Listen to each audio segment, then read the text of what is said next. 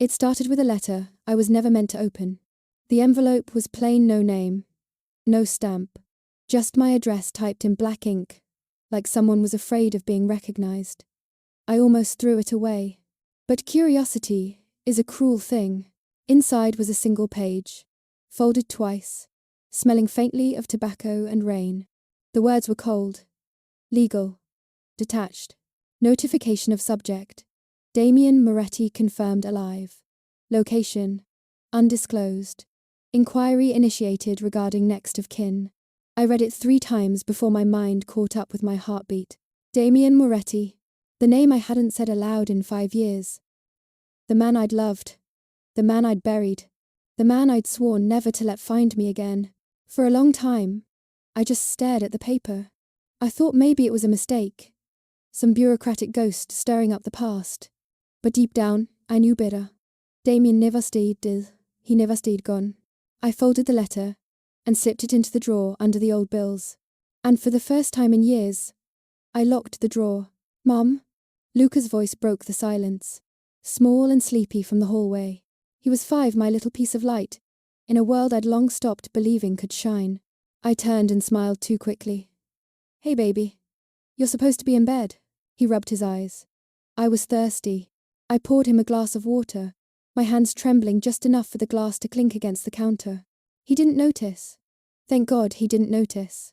When he finished drinking, he hugged me. That messy kind of hug only children can give. Mummy, you're shaking. I'm fine, I lied. Just cold. But it wasn't cold. It was the past breathing down my neck again. After I tucked him in, I stood in the hallway, watching him sleep. His dark hair fell across his forehead, Damien's hair. The same lashes. The same stubborn little chin. Every time I looked at my son, I saw the man I'd run from. And tonight, the man I'd run from was alive. I couldn't sleep. Memories have a way of clawing out of their graves when you least expect them. And mine came back all at once, loud, vivid, merciless. I still remember the first night I met Damien Moretti. He walked into the bar like he owned the air. Tall, dark suit. Eyes that looked like sin pretending to be salvation. Everyone turned to look at him. Everyone except me. I kept my head down, pretending to wipe the counter. But I could feel him watching. When he finally spoke, his voice was smooth and dangerous. Like velvet hiding a blade. You pour a drink like someone who doesn't belong here, he said. I looked up. Maybe I don't. He smiled the kind of smile that makes you forget every warning your mother ever gave you. That night, he left $100 bill on the counter. And a card with no number. Just his name. Damien Moretti. I should have thrown it away. Instead, I kept it under my pillow for 2 weeks before calling him. He took me to places I'd only seen through the windows of cars I couldn't afford. He taught me what it felt like to be wanted in a way that burned. He was generous, charming, addictive, and terrifying. He said he ran a family business. I was too naive to ask what kind of business made men disappear. Too enchanted by the way he said my name. Like it was something he owned. But love like that doesn't stay beautiful for long. Not when you start noticing the bruises on his knuckles. Not when you wake up to the smell of gunpowder on his clothes. Not when you hear the word boss whispered behind his back. The night I found blood on his collar, I finally asked, who was it? He didn't lie. Damien never lied. He looked at me and said, someone who crossed the line. Then he kissed me, like he could erase the fear from my lungs. And maybe for a moment, he did. I should have left that night. Instead, I stayed. Because that's what love does to fools it, convinces us we're different. A month later, I found out I was pregnant. And the same night I learned it, I saw his men drag someone out of his office in the rain. I didn't wait for explanations. I packed one bag and vanished before sunrise. No noche. No goodbye. Just silence. For years, I told myself I did the right thing, that I saved my child from a life built on shadows. But every time Lucas smiled, that half smile the one Damien used to wear when he was trying not to laugh, I wondered if I'd robbed him of more than danger. Maybe I'd robbed him of love, too. The next morning, I pretended nothing had happened. Routine was my armor. Breakfast, lunchbox, daycare drop-off, work. Every step rehearsed, every smile practiced. But the letter burned through my thoughts like a match under paper. And by evening, I could feel the world tilting again. When I pulled into the driveway, a black car was parked across the street. The kind of car that doesn't belong in quiet neighborhoods. My breath caught, just for a second, but then it drove away. Still, I knew that feeling. The feeling of being watched. Inside, the house felt too still. I checked the drawer. The letter was gone. I froze. Then the sound of tires on gravel, slow, deliberate. Headlights flashed through the blinds. My pulse slammed against my ribs. I opened the door before he could knock, and there he was. Damien Moretti, alive. Time hadn't softened him. It had sharpened him. His hair was shorter now, streaked with grey at the temples. His eyes colder, but the same impossible blue that once made me forget how to breathe. He looked at me like a ghost he wasn't sure was real. Elena. I hated how my name sounded in his mouth. Like something sacred he had no right to speak. I whispered. You're supposed to be dead. He gave a low, humorless laugh. You were supposed to stay gone. The world shrank to the space between us. 5 years of silence, regret, and questions I'd never dared ask. Why are you here? I managed. He stepped closer. Because someone tried to finish what they started, and I won't let them touch what's mine. I felt my blood turn to ice. What's yours? His gaze flicked toward the window, where a small shadow moved behind the curtain. Her name is Elena Rivera, I said quickly, desperate to stop him. She doesn't exist anymore. The door creaked open. A small voice cut through the air. Mummy! Lucas stood there, barefoot, holding his toy truck, eyes wide. His dark hair gleamed under the porch light. For a moment, the world went completely still. Damien looked at him the way a man looks at something he's been searching for, but doesn't believe he deserves to find. His expression broke. The edge in his jaw softened. The cold in his eyes cracked. He took one unsteady step forward. Elena, he whispered, not taking his eyes off the boy. How old is he? 5. His lips parted, and I saw the truth land in him like a bullet. He didn't need me to say it. He saw himself in every feature of Luca's face. My son, he breathed. The words hung in the air, trembling between us like glass about to shatter.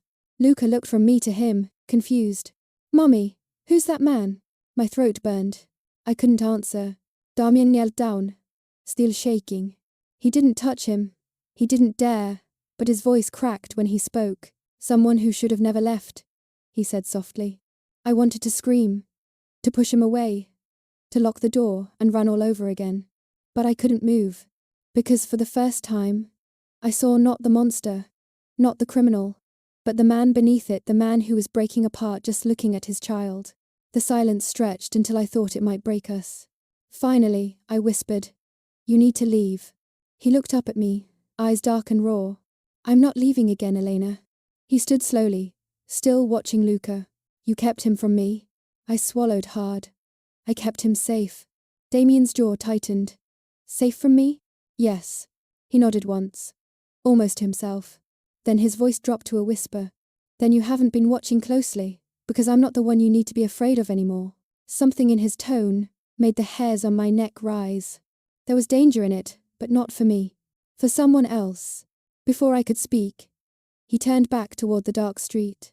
2 black cars were parked at the end of the block, engines idling. His body stiffened. They found you, he murmured.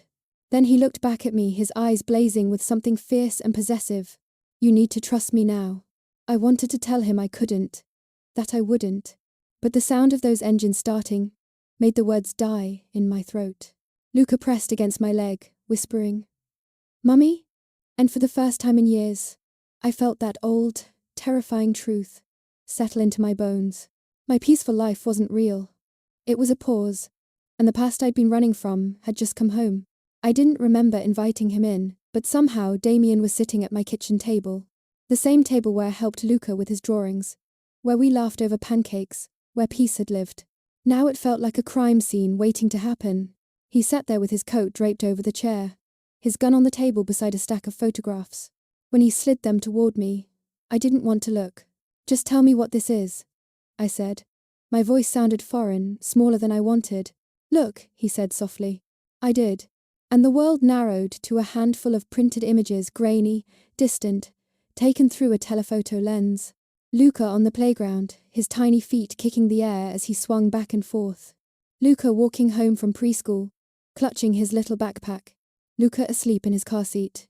My breath broke in half. Who took these? They've been watching you for weeks, Damien said. His voice was calm, but the vein at his temple was pulsing. Watching him. He picked up one photo and tapped it with his finger. See the reflection? There's a man in the window. That's one of mine. He's been trying to keep them off you.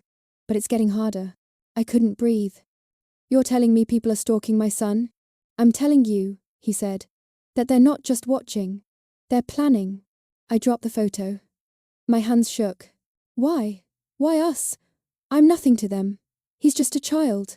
His eyes met mine, steady, sharp, filled with something I couldn't name. They know he's my child. That makes him a target. And you, he hesitated, swallowing hard. Your leverage. You always were. Leverage? I repeated, the word cutting through me. God, you talk about people like they're pieces on a board. He exhaled, rubbing a hand over his face. This isn't a game, Elena. You don't understand what they'll do. No, I snapped. You don't understand what you already did. You brought this here. You made us a target. He looked at me, then really looked. The man I once knew flashed behind those eyes. The one who used to trace the lines of my collarbone like he was memorizing scripture. Elena, he said quietly, the test that found me also exposed you.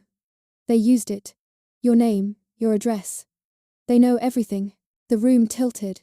I gripped the edge of the counter, fighting for air. For 5 years, I'd lived like a ghost, careful with every trace of my past. And now, with one stupid test, I'd undone it all. I'd given the monsters a map straight to my son. I sank into the chair across from him. What do you want from me? He didn't hesitate. Pack a bag. We leave tonight. I stared at him, stunned. You can't be serious. He leaned forward. I've never been more serious. I laughed, but it came out more like a sob. You think I'm just going to drop everything? My job? His school? Our home? His voice hardened. You think any of that matters if you're dead? The air went still. Luca's drawings on the fridge stared back at me, scribbles of blue skies and stick figures holding hands. I shook my head. I'm not doing this. I'm not running again. You don't get to decide that for us. His eyes darkened. If you don't run, they'll find you. And when they do, it won't be me knocking on your door next time. I stood up, anger rising like a storm. You're still the same, aren't you? You think you can scare people into obedience. You think power makes you right. He rose too, towering over me. But his voice broke when he spoke. I'm not trying to control you, Elena. I'm trying to save you. I turned away, pressing my palms to the counter. You already destroyed everything once. I won't let you finish the job. There was a long silence. Then soft, almost pleading, he said, Do you think I don't know what I did to you? To us? I froze. Because I'd never heard him sound like that. He stepped closer, his tone raw. Every night I saw your face. Every day I thought I was doing the right thing, keeping you away from the filth I live in. But when they told me you were gone, he swallowed hard. I stopped being human for a while. I wanted to hate him. But the truth was, I still remembered that voice whispering promises in the dark. And worse, I still wanted to believe it. Then another sound broke through, the softest, smallest one. Mummy? Luca stood in the doorway again, clutching his stuffed bear, eyes wide and scared. Why are you yelling? The look on his face cracked something open inside me. Damien stepped back instantly, hands raised like surrender. His voice softened. Hey champ, sorry, grown-ups just talking a little too loud. But Luca pressed closer to me. Mummy, I'm scared. That was it. The decision was made in an instant. Not for him. Not for me. For our son. I looked at Damien, my voice low and trembling. If we go, it's only until it's safe. He nodded. That's all I need. The hours blurred after that. Packing what little we could, clothes, documents, the photo of Luca's first birthday. I moved through the house like a ghost, saying goodbye to her own life. When we stepped outside, the night air was heavy, thick with the scent of rain. A black SUV idled at the curb. Damien opened the door for me. His movements careful, measured. Sit in the back with him, he said quietly. Luca crawled into my lap, clutching his bear. Where are we going? On an adventure, I whispered, forcing a smile I didn't feel. The car started. The city lights slipped by, one by one, until they vanished completely. We drove for hours without speaking. The only sounds were the engine's hum and Luca's soft breathing as he fell asleep against my chest. I watched the dark trees blur past the window, their shadows stretching like fingers across the glass. Every few miles, Damien checked the rearview mirror. His face was unreadable, carved in silence. Finally, I couldn't take it anymore. "How long are we going to keep running?" I asked quietly. "As long as it takes." I turned toward him. "You can't just disappear forever, Damien. You tried that once. Look how it ended." His grip on the steering wheel tightened. "I didn't disappear. I was buried. There's a difference." "Then why come back?" I asked. "Why not stay dead?" He hesitated before answering. "Because the moment I heard your name again, I realized I wasn't done living." The way he said it made something in my chest twist. I looked away before he could see. The rain started halfway through the drive. Light at first, then heavy enough to drum against the roof. I pressed my forehead against the cool glass, watching the drops race each other down. In the reflection, I could see him, his jaw set, eyes locked on the road. There was a time when that silence used to comfort me.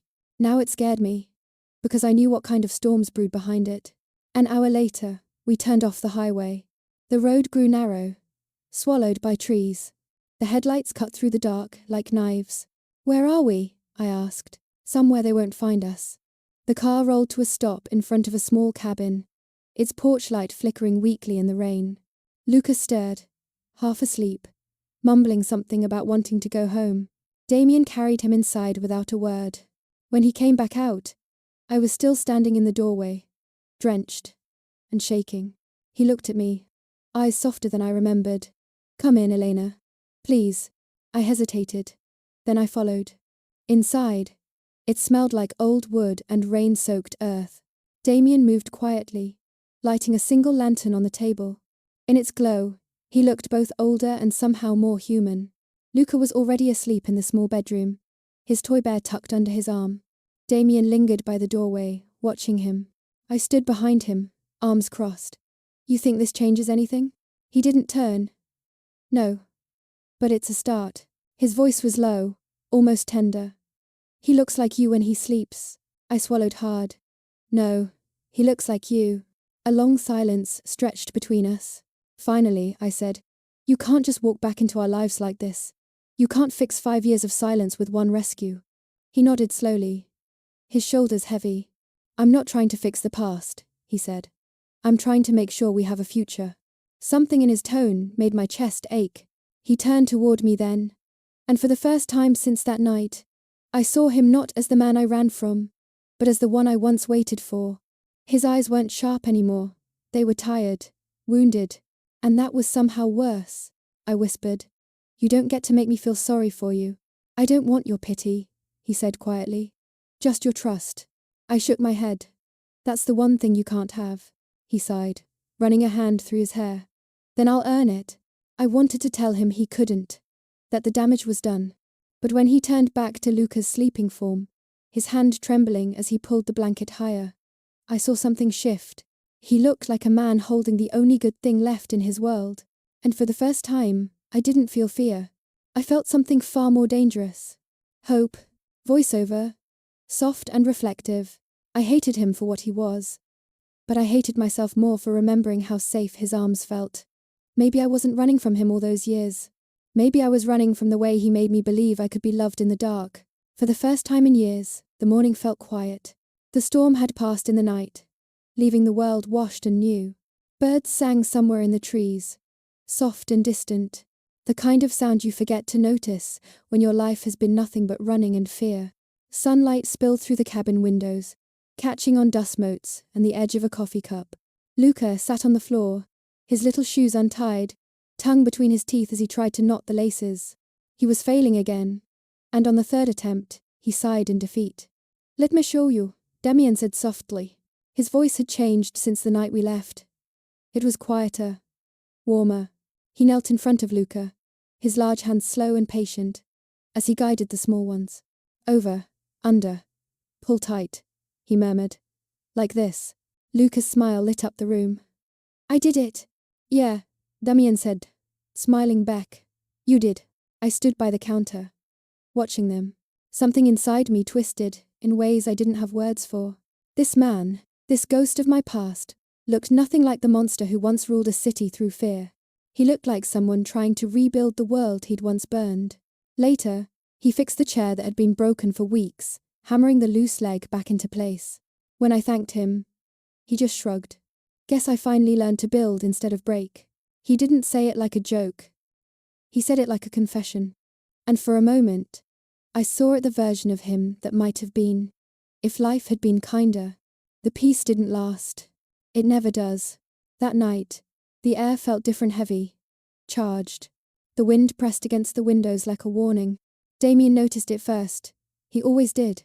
He stood by the window, shoulders tense, eyes scanning the darkness outside. What is it?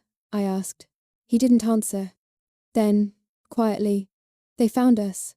My stomach dropped. Before I could speak, the low growl of engines cut through the quiet. Headlights flared in the distance 2, then 3, then more. Damien turned to me, voice sharp now. Get him. Go to the back room. Damien. Now. Elena. I ran. I grabbed Luca from bed. Still half asleep. His small arms clinging to me in confusion. What's happening? He whispered. Just stay quiet, baby, I said, forcing calm into a voice that wanted to break. Gunfire shattered the first window. The sound was deafening, like thunder made of metal. I fell to the floor, covering Luca with my body. Splinters rained across the room. Then came Damien's voice, low, fierce, steady. Stay down. He moved like a shadow between flashes of light, returning fire with ruthless precision. Every sound was chaos, bullets, shouts, the scream of tires on wet gravel. But through it all, I could hear Luca crying softly against my chest. Mummy, I'm scared. I pressed my lips to his hair. I know, baby. It's okay. It's okay. It wasn't okay. But mothers lie when they have to. Damien dropped beside us, panting, blood on his arm. He looked at me, eyes blazing. They're not stopping. Then what do we do? He reloaded the gun, hands steady even as blood dripped from his sleeve. We finish it. Damien, please. He caught my face in his hand, his touch gentle despite everything. If I don't stop them now, they'll never stop coming. You know that. Tears stung my eyes. You'll die. He smiled faintly. Maybe. But at least it'll mean something this time. I shook my head, voice breaking. No. I can't lose you again. He leaned closer, his forehead against mine. You already lost me once, he whispered. This time, I want you to win. Then, for the briefest moment, he kissed me. It wasn't desperate or possessive. It was goodbye. He turned before I could speak, opened the door. The rain came in with him, cold and relentless. Gunfire erupted again. Damien moved through it like he was born in it, ruthless, unyielding. He took a bullet to the shoulder, stumbled, but didn't stop. I saw him through the doorway, bleeding, furious, unstoppable. He was every version of the man I'd known. Lover, protector, sinner, savior, all in one. And for the first time, I wasn't afraid of him. I was terrified for him. My voiceover breaks the silence in fragments, trembling but strong. I thought love was my weakness. I was wrong. It was my weapon. It was the only thing that made me brave enough to stay when every instinct told me to run. More shots, more shouting, then a single echo, louder than the rest. And silence. I called his name once, twice. No answer. I ran to the doorway, but the yard was empty. The cars were gone. Only the trees moved, whispering secrets to the wind. Damien was gone. I screamed his name into the dark until my throat tore. But all I got back was the echo of my own voice. The next days, blurred together like smudged ink. The rain didn't stop. Luca didn't ask about him, not at first. Children know when silence is safer than truth. I kept him close. Every sound outside turning my heart to ice. Every knock of a branch against the wall made me think it was another attack. When he finally asked, it was barely a whisper. Is he coming back? I wanted to tell him yes. That good men always come back. But Damien wasn't a good man. He was a man who tried to be better, and sometimes that has to be enough. If I don't come back, he'd said, Tell him I tried to be better. Those words haunted me like prayer. At night, I sat by the window, watching the line where the trees met the fog. Every shadow looked like him. Every gust of wind sounded like his name. But he never came. Days passed. The food ran low. The bruises on my soul deepened into something I couldn't name. And still, I didn't cry. I couldn't. Because crying would mean admitting he was really gone. Instead, I whispered to the empty room. You promised you'd make sure we had a future. Now I'm standing in it, alone. Luca slept in the next room, his small breath steady. He didn't dream. He didn't ask. He just clung to his bear and waited for the world to feel safe again. I tried to do the same. But safety was a myth we'd both outgrown. Voiceover. Slow. Hollow. Numb. Grief doesn't arrive all at once. It seeps in through the cracks, the spaces between heartbeats and half-spoken words. You learn to live with it, to breathe around it, to pretend it's just the air. But sometimes, it feels like love trying to find its way back home. It had been 3 days since the gunfire stopped, 3 days since his voice faded into the woods, 3 days since I'd buried hope, under the weight of silence. The rain came again that night. Soft, constant, the kind that makes the world sound half asleep. Luca had finally dozed off on the couch, one small hand still gripping his bear. I was sitting by the window, half awake, half gone, when I heard it. A sound I'd promised myself I'd never mistake again. 3 slow knocks. For a second, I thought I was dreaming. Then I saw the shadow on the porch. Tall. Broad. Familiar. My heart stopped. When I opened the door, he was there. Damien. Alive. His shirt was torn, his shoulder bandaged badly, his eyes hollow from exhaustion. But he was breathing. He was here. For a moment, we just stared at each other like if either of us blinked, the other would disappear. He finally spoke, voice low, gravel soft. It's over. Those 2 words cracked something open inside me. He stepped closer, the rain dripping off his hair, his breath visible in the cold night air. I'm done with that life, he said. With the killing, the running, all of it, it ends here. I didn't move at first. Did believe him. Couldn't. Then, I saw the look in his eyes, not the darkness I once feared, but the exhaustion of a man who'd finally laid down his crown. Something inside me broke. I threw my arms around him, and for the first time in 5 years, I stopped pretending I was strong. I cried not from fear this time, but from the unbearable relief of knowing he'd chosen us over everything else. Behind me, I heard small footsteps. Luca stood there, blinking sleepily, confusion on his face. Mummy? Damien turned, his voice catching. Hey, buddy. Luca ran forward and threw his arms around him. Damien winced from the wound but laughed through the pain. And just like that, in the quietest way imaginable, our family found itself again. No grand speeches, no perfect ending, just the sound of rain, a heartbeat, and a home that finally felt full. Weeks passed. The sea became our new soundtrack. The endless hush of waves smoothing out the edges of our scars. We found a small coastal town that didn't ask questions. A place where no one cared who we were before, only who we chose to be now. Damien fixed boats for the locals. He learned to mend things, instead of break them wood, metal, even hearts. He still wore black, still moved like danger. But now he smelled of salt and sawdust instead of smoke and gunpowder. Sometimes, I'd watch him from the pier, sleeves rolled up, sunlight catching the scars on his forearms. He'd glance back, just once, and that tiny smile, the one he used to hide behind sin, would find me again. Luca loved the ocean. He said it made him feel brave, maybe because he'd seen storms and learned that calm could come after. As for me, he started painting again. Not the haunted greys and reds I used to make when I was hiding from ghosts, but colours that actually looked alive, sun-washed yellows, seafoam blues. Every brushstroke felt like breathing for the first time in years. In voiceover, I whispered to the listener. He gave up his kingdom for a quiet life. And I finally learned that redemption doesn't come from praying. It comes from choosing to stay. Because staying is harder than running. It's the real act of courage. And for the first time, both of us had stopped running. One night, after Luca had fallen asleep, Damien and I sat by the window the same way we used to sit in silence before the world fell apart. The rain was soft again, tapping gently against the glass. He stared out into the dark, his profile sharp in the candlelight. "I don't deserve this," he said quietly. I turned toward him. "What do you mean? This peace? You? Him?" He shook his head. "After everything I've done, it feels like a mistake, like I stole a life that doesn't belong to me." I reached out, touching his hand. "You don't have to deserve it," I said. "You just have to keep showing up."